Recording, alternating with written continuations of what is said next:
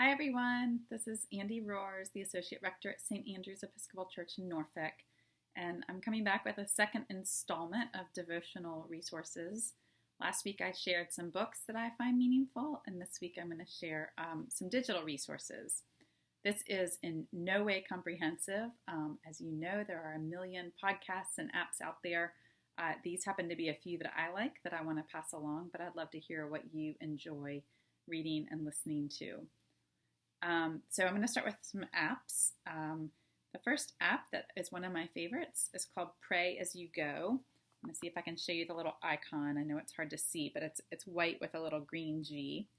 And Pray As You Go is put out by British Jesuits, and it is a daily prayer app, and the idea, obviously, is that you can pray as you go. So I like to listen to it when I'm walking my dog in the morning, and the reflections are about 10 to 13 minutes long, so it's a really manageable length, and they follow the same format, but they have the gospel reading for the day, they have some global music interspersed, and they have some questions, kind of some leading questions, and you get to hear the reading once and then the questions to kind of reflect upon, and then you hear the reading again.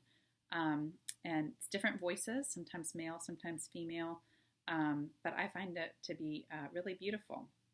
So that's Pray As You Go. Another app, if you're looking to follow the daily office, the readings for the daily office are listed in the back of the prayer book, but it can get cumbersome to remember what week we're in and what year we're in, and so there's a handy app to do that for you, and that is called the Daily Office. Hang on.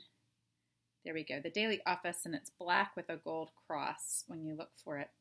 And this has the readings for the day. So you can see there are the Psalms for the morning prayer and evening prayer, and then the Old Testament, New Testament, and Gospel reading for the day. You can just click on that and see. So if you were trying to maybe have a routine of reading the day's Gospel each day, that's an easy way to access it, and it means that you can do it wherever you are, regardless of whether you have a Bible with you.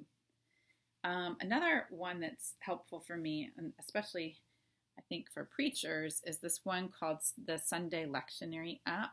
Again, that's listed in the back of the prayer book, the lectionary, but this is another way to have it all in one place. And so if you are curious about the assigned readings for the coming Sunday or wanted to reflect on ones from the previous Sunday, then you can go to that lectionary and click on the date and see the readings for that day.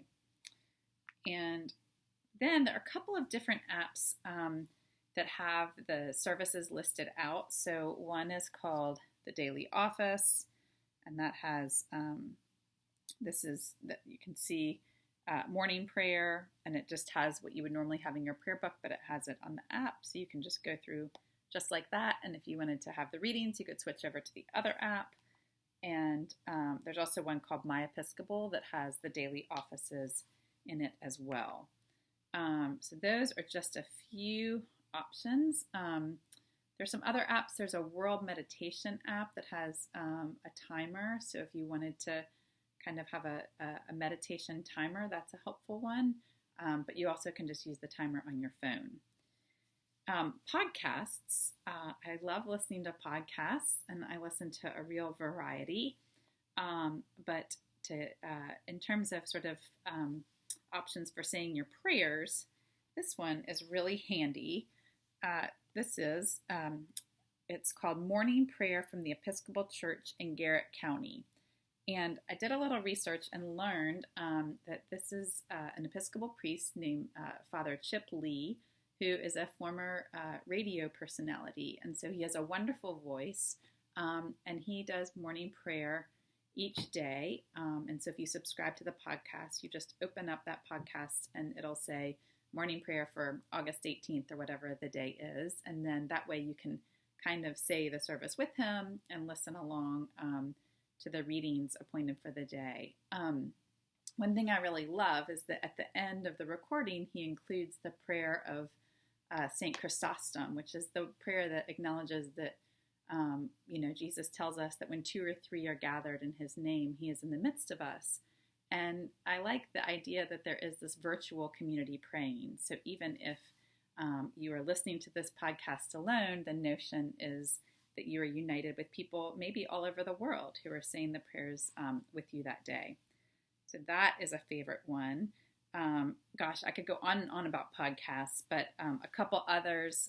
Bishop Curry has The Way of Love and does great interviews on that podcast, and of course is a wonderful personality. I like On Being with Krista Tippett.